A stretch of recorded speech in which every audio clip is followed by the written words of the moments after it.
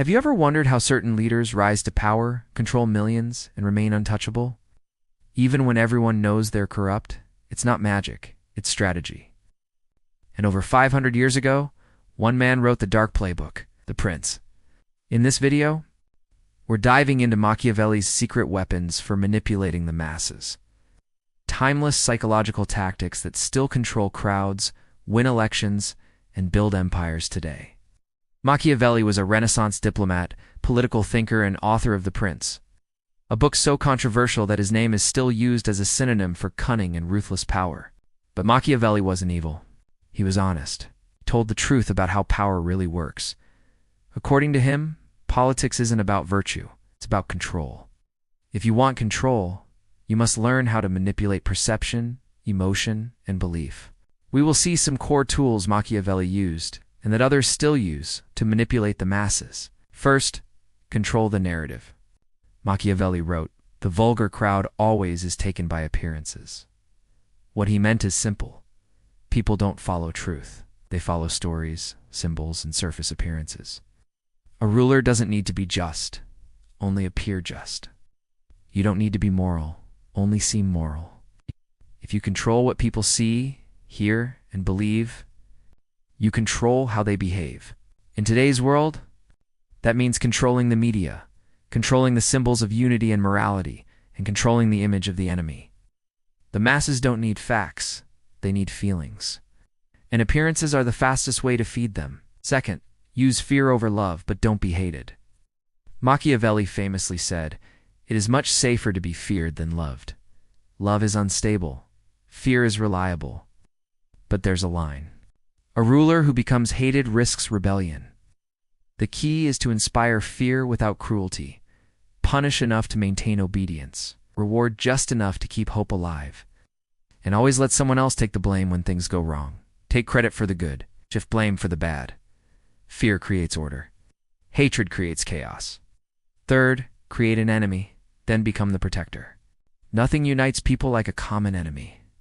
Machiavelli knew that fear of the outsider is stronger than love of the leader.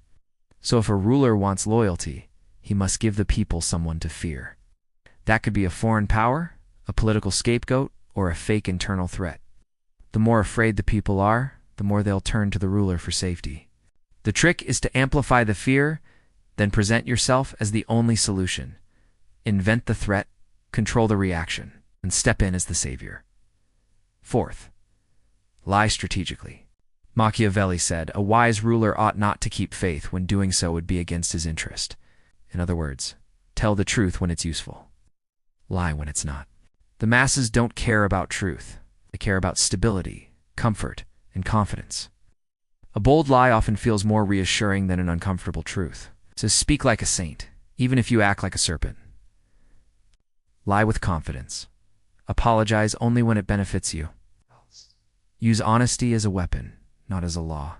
Fifth, distract the people with rituals and spectacle. People crave meaning, but they settle for distraction. Machiavelli advised rulers to fill the public space with ceremonies, festivals, rituals, and emotional events.